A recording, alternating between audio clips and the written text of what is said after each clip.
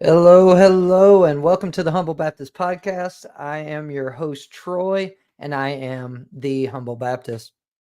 I want to thank you for stopping by and watching tonight. And really, we got some very interesting, very fun things to talk about tonight. Uh, and if you saw the thumbnail that we uploaded, we're going to be diving into those fun little things.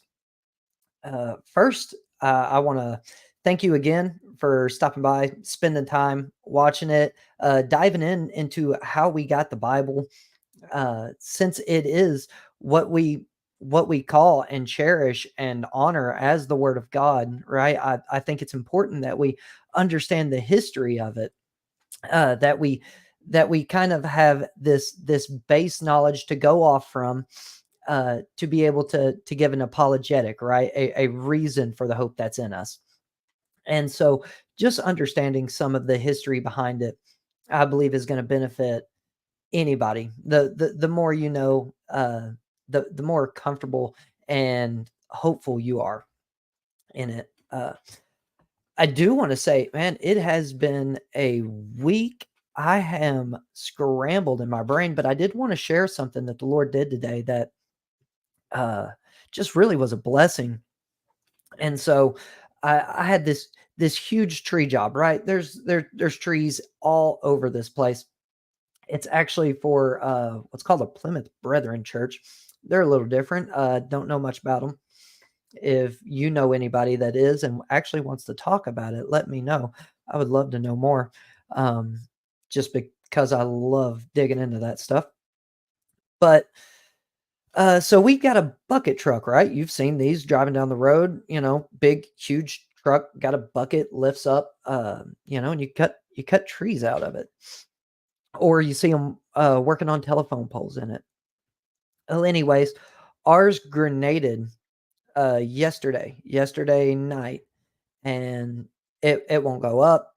It's done for.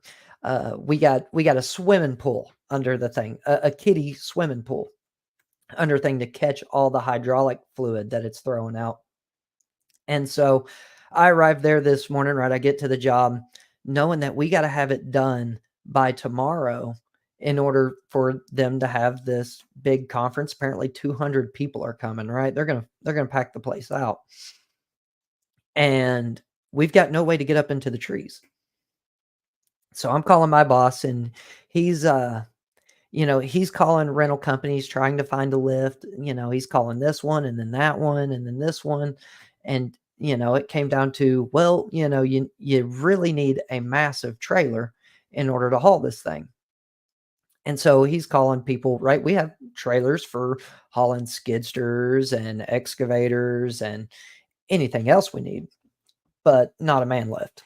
Right? Those are big. And sure enough, I see one that pulls up right next to us, and there's a job site right next door. I can see it. They're working on the roofs. I have no idea what it's going to be. They're completely not connected with us. I don't know these people. They don't know me. I'm just cutting trees next door. And really what had happened is I see a lift roll up on a big semi truck, right? 85-foot lift. Massive lift. And I go up to him. I'm like, "Hey, this wouldn't by any chance happen to be me, mine, in case my boss forgot to tell me." And, he said, "No, this is for a roofing company." And so I actually went over to the roofers and I asked, "Hey, would it could I rent this from you? Can I rent this lift? I just need it for the day." And they said, you know, just take it. If you want, buy us some Cokes or whatever. We're not going to need it today. And so I was able to finish that job on time and get everything trimmed up. It was just one of those, it was, we need one, we can't get one. And then all of a sudden one backs up to the job site. I thought that was a blessing. I think that was the Lord taking care of the situation that I was in, the situation that my boss was in. I work for a Christian company, and so I just took that as the Lord being faithful as he always is. Uh, but another thing I want to talk about today is if you are watching, this is really cool, and I'm going to show you before we get into our topic tonight.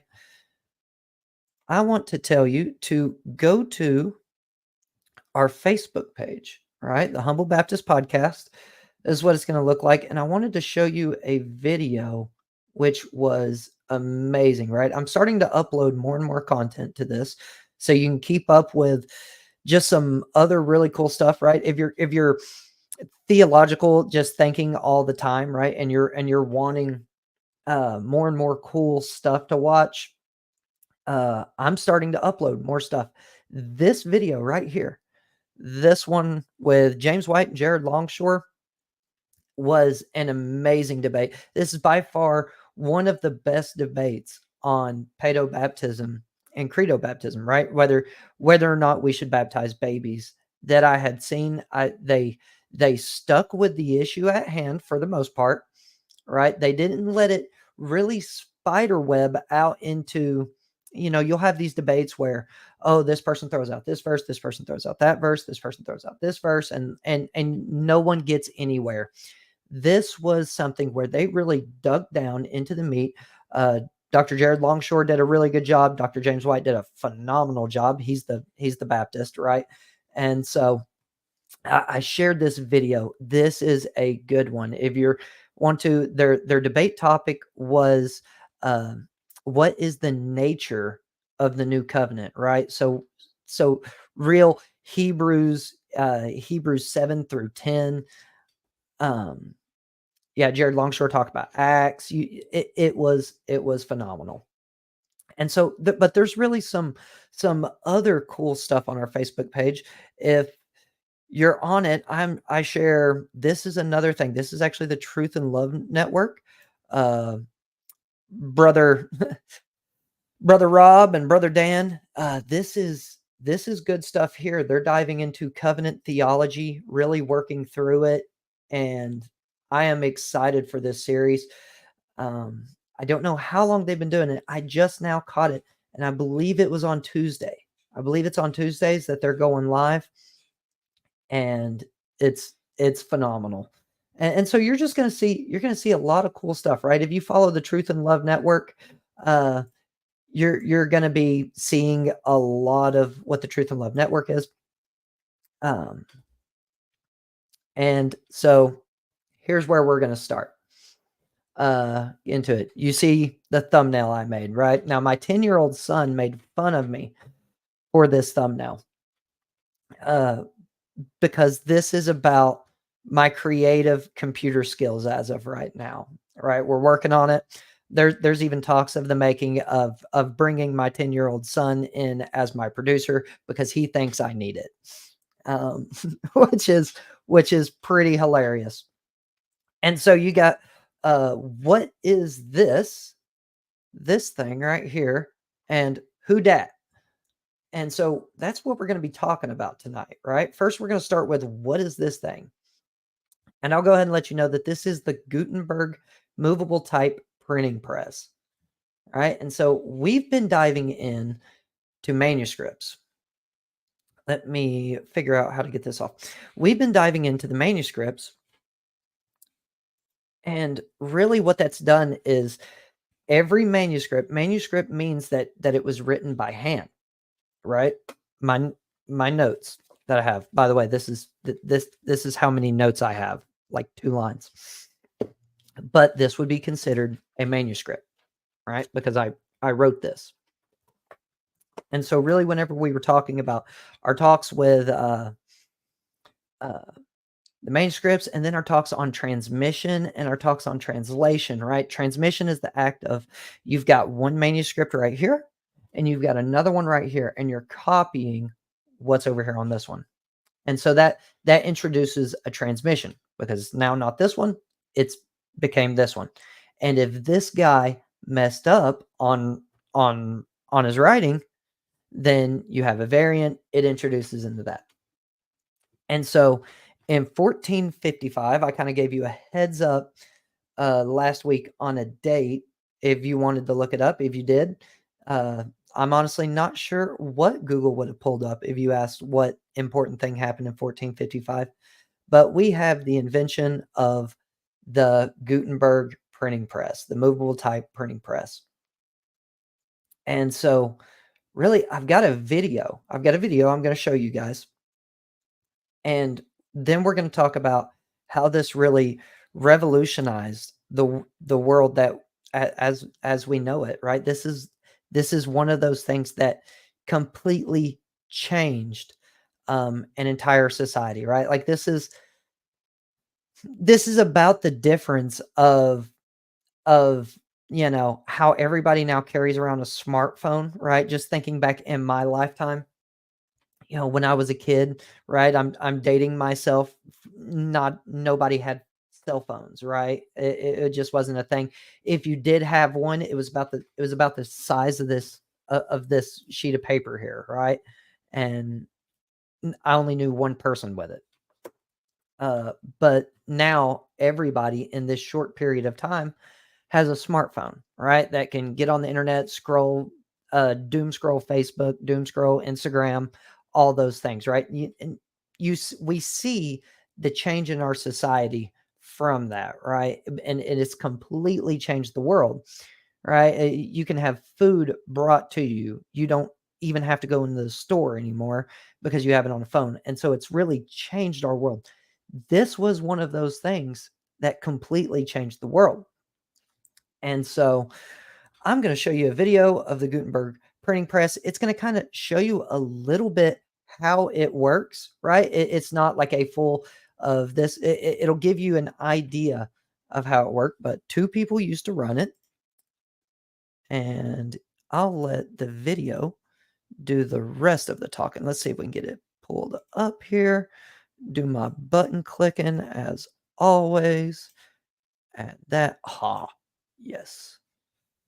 Ooh, nope, nope, nope, nope.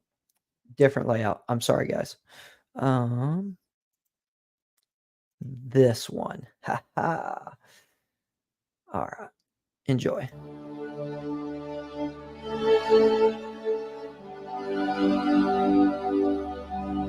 Hear me. Let me know in the comments.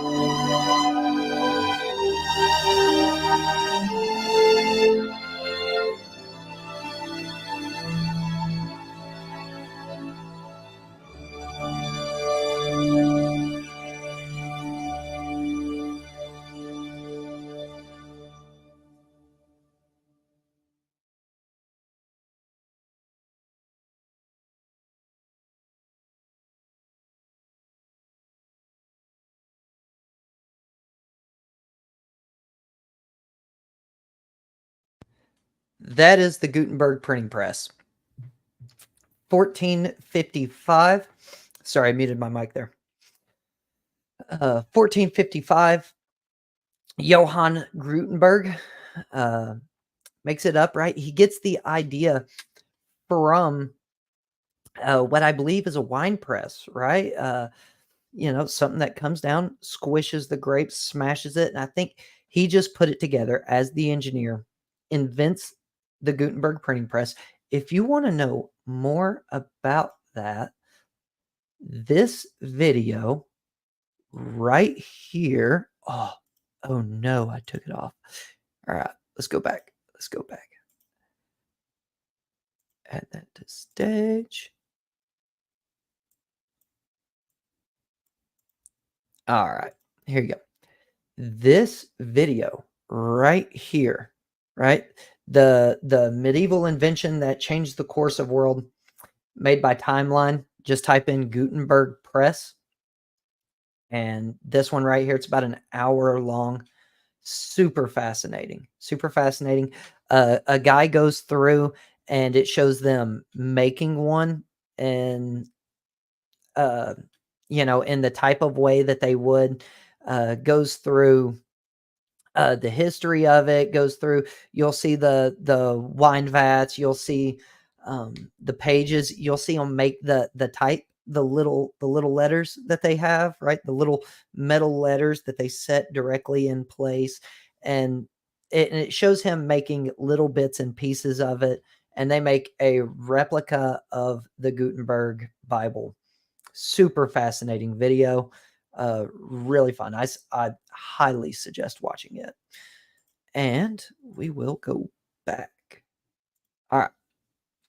And so just kind of giving you a brief history of where we were, right? When we left off last week, we were talking about translations, and we talked about the Latin, right? And so the Latin just became the standard in the West. In Europe, it was Latin, right? In the East, it was still Greek. And so really at the time of the Gutenberg print press, remember, we're dealing with Latin. The first thing he prints is the Latin Vulgate, right? And so how this changed history, though, is it went from taking 5 years to hand copy out one Bible, right? You got to think, how fast would you have a Bible if you just had mine that I handed to you and I said, write out your own, right? That's obviously going to take a lot of time. Even though that these are professional scribes, it still is a highly, right? They're taking their time. They're trying to copy it exactly, trying to not make errors. And so the general idea is that, oh, we've got some comments. Ooh, okay, cool deal. I was heard on that video, which of course you guys know that, but now I know that. So really it went from being able to make one Bible in 5 years to being able to make 180 Bibles that are the exact same in 5 years. I mean, literally 180 times the productivity. And so the way it would work is you would set your paper in, you would pull the handle, and it would print that one page, right? It would make this. And then you would do that 180 times, right? And you would just have this exact page 180 times. And then at the end, stack all the pages together, sew them up, bind them, you got a book. And so, it really assembly lined the process. And so we're going to actually be talking about some printed Greek text next. That's where this is taking us, right? Because whenever the printing press is invented, now you're having hundreds of thousands of them, right? It's no longer, and there's a quotation in that video I sent you that's mind-blowing about the number of books that existed in all of Europe before the printing press, and then 50 years after the printing press, right? Whenever it went, and now you've got multiple printing presses and they're all churning out books, they're all churning out Bibles. The amount of growth is is just about unfathomable of what could happen in 50 years, how it changed that drastically. And so really that brings us to our next point on our interesting thumbnail, right? Because we could talk about the Gutenberg Bible, right? We could talk about the Latin, but we remember that the Bible was written in Greek and Hebrew, right? We're talking New Testament. The New Testament was written in Greek. And so we're going to find ourselves in that Greek text because that's what your Bible should be translated from, right? We don't go back to the Latin to find translation. We go back to the Greek. And so that brings us to our next side. The since now we know, the what is this, now we got to know the who dat is, right? Who is this guy? And this guy is a guy named Desiderius Erasmus. A lot of people just call him Erasmus. You're going to hear him Erasmus, Erasmus, Erasmus. And if you start getting into this, you're going to hear his name come up a lot. And so, really, his importance in it is in 1516, right? So we are 55, like what, 55 to 60 years later. Y'all can do a calculator from 1455 to 1516, whatever that number is. We're, that later, he prints the first printed Greek New Testament ever seen. And so that's where we're going to learn about him. Now, Erasmus was a Catholic humanist scholar. And so he wasn't particularly popular with, he was very, very, very well known as a theologian. If you know much about the Reformation, he argued with Luther a lot. The Roman Catholics didn't quite like him. The Protestants didn't quite like him either. He caught it on all sides, right? But because of what he did with the New Testament, he really, everybody was looking for Erasmus to kind of be their guy. And the Protestants thought that he was going to jump ship and become Protestant, right? Because his Catholic doctrine wasn't necessarily anything that would keep him ultimately Catholic, right? He could have, but he never left the Catholic Church his entire life. He stayed in the Catholic Church. He never jumped ship to become Protestant, even though he would announce his problems with Rome. He still would never separate himself from Rome. He wrote books about transubstantiation, right? That's a Catholic's belief on the heretical mass. But he would, I'm sorry, I've got some messages coming through. But he would ultimately do the first printed Greek New Testament. Now, that necessarily wasn't where he was aiming for.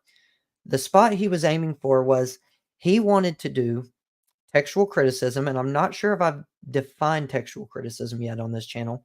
So textual criticism is looking at the manuscripts and trying to get back to what they should be, right? Taking all the variants and going, okay, this is my process for getting back to what Paul would have wrote, what Peter would have wrote, what John wrote, right? That's textual criticism. And so it's the looking at the variations. Well, by this time, right, Latin has been the standard for 1200 years. And there's variants in the Latin. Anytime you have something that's handwritten, you're going to have a variant. And so really, he wanted to update the Vulgate, and which is a sketchy situation, right? If you're Roman Catholic back in that day, which technically that was your majority census, right? Everywhere you look, there was a Roman Catholic. It was part of the state church system. It was pretty much be Catholic or die. At that point, you had the kind of that was one of those things, right? And so we'll get more into that whenever we talk about Wycliffe. But so he uploaded his translation of the Latin in this manuscript. That, you know what? We'll just go ahead and pull it up. Let me go to my share screen view. This is what he printed in 1516. It's called the Novum Instrumentum Omne, right? Don't know if I'm pronouncing that right. It's Latin. I think technically you don't pronounce the V's. It would kind of sound like a U, like Noum Instrumente Omne. Don't know. Someone can talk to me about that later. So this is his first printed text, and you will see on the left here. I don't know if you guys can see my mouse. Yep, there it is. Okay. Right there is the Greek, and right here is his Latin. Right? We have some handwritten in notes. Somebody was using it as a note taker's Bible. And so this, by the way, this is the Epistle to the Romans. And this is what he published. And the reason he had this Greek here is that in history, you have the Byzantine Empire, you have Constantinople falling. And so you have the people from the East that were still using Greek. They flee into Europe, and technically it was from the Ottoman Empire, right? They're running away, and they're bringing their Greek manuscripts with them because the people in the East used the Greek. And so you have this flood of the Greek coming in, which everyone knew was the original language that it was written in, but they still used the Latin. And so he posts the Greek next to the Latin. And the Greek is going to be actually what is used to really start the Protestant Reformation, right? Whenever Luther nails his 95 Theses to the door, right? Whenever Luther goes through his situation, it's because he's studying the Greek in Erasmus's new instrument.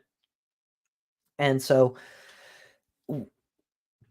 we're going to be building on this, on Erasmus, and we're going to talk about two other people probably next week.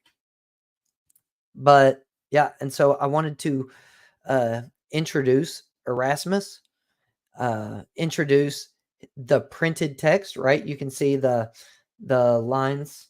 I can't zoom in.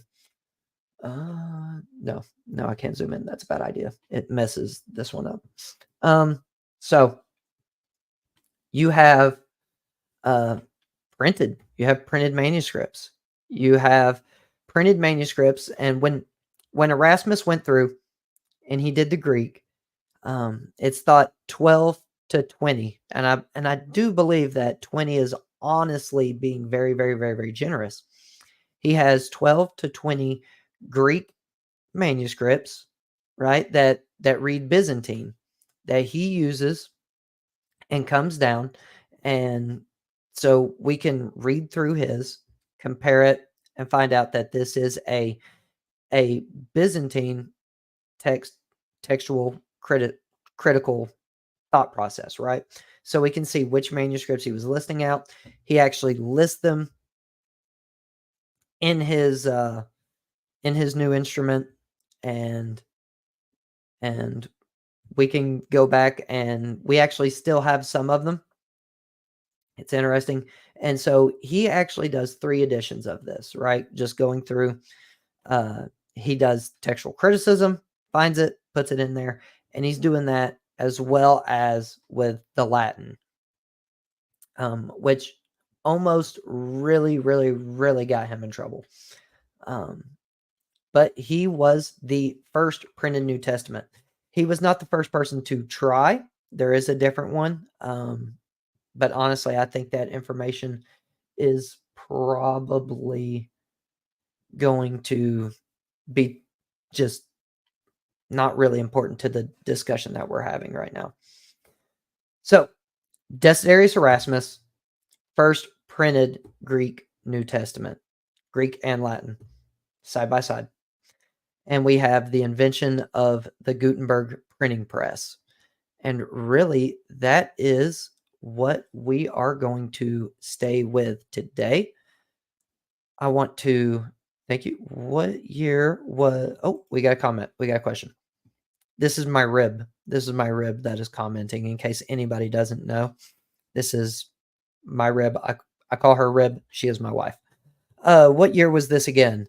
And that would mean it brought people out of the Dark Ages. Yes, it did. It really kicked off the Enlightenment.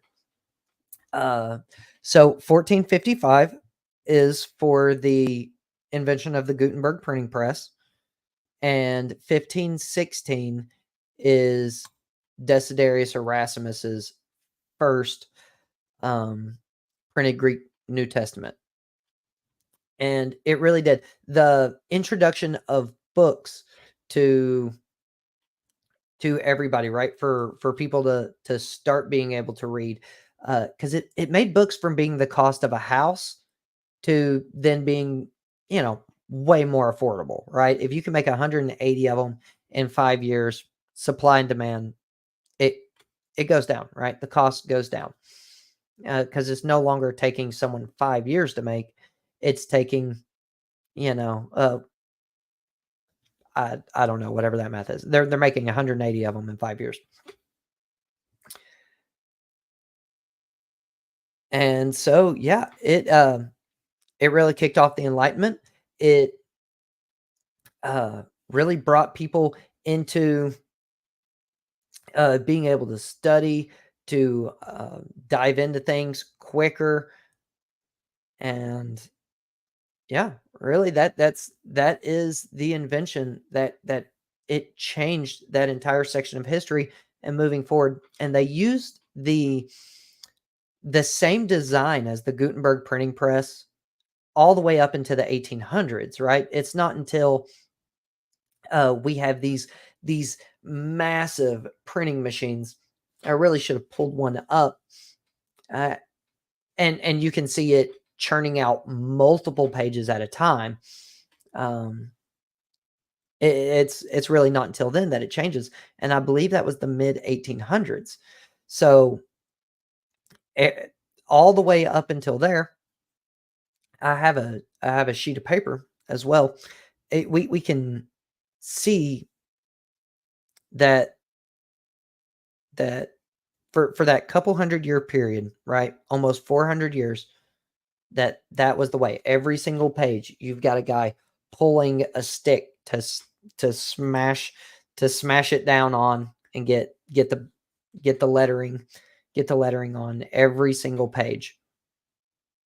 But yeah, that's what we got for you tonight. I do want to thank you for stopping by and watching. As always, like, comment, share, subscribe, all that other stuff that everybody tells you to do. I guess I'm no different. Uh, Go follow the Facebook page. We're sharing some really good stuff, stuff with the Truth and Love Network. I do believe in time. I may be on there myself, sharing opinions. I really like them. You'll see stuff from Pastor Claude Ramsey. He's the pastor at the church I am, one of the elders at Reformata Baptist Church. I share a lot of his videos. He has some really amazing talks. He's got an upcoming video I am excited for, and I believe it was labeled. Let's see if I can find it real quick. It was how to love latent flowers with a brotherly love. It was something like that. And it's going to be good. It's going to be interesting. And I'm excited for it. Yes. Go all the way down here. There it is. All right. How to Love Leighton Flowers Like a Brother in Christ. That was it. And so I don't know if he's going to have a guest on for that one, but that sounds like a very good talk, and I look forward to that one. Anyways, yeah, we're trying to slow down these podcasts, just have good digestible information. I know my first couple of videos, there was a lot to take in, right? You're learning Greek, you're looking at the manuscripts, you're getting used to that. That's a lot to take in, but especially as we start to get into, and probably not this upcoming week. This upcoming week, we're going to be talking about uh, Theodore Beza and Robert Estienne, or you might know him as Stephanus. We're going to be looking a little more at Erasmus, what he did. And then the week after that, we're going to be into English translations. Right. So we're gonna start with Wycliffe, and we're gonna work our way all the way up to the King James, and then we're gonna talk about Westcott Hort, and we're gonna talk about the RSV, we'll go NIV, ESV. We're just going to run through the history, try and help grow understanding in this situation, and that'll do it. But yeah, thank you for stopping by and watching, and I'll see you next week. And this always happens. See, guys, I got to learn to multitask. I got to learn to multitask because right now I'm still trying to find my outro video.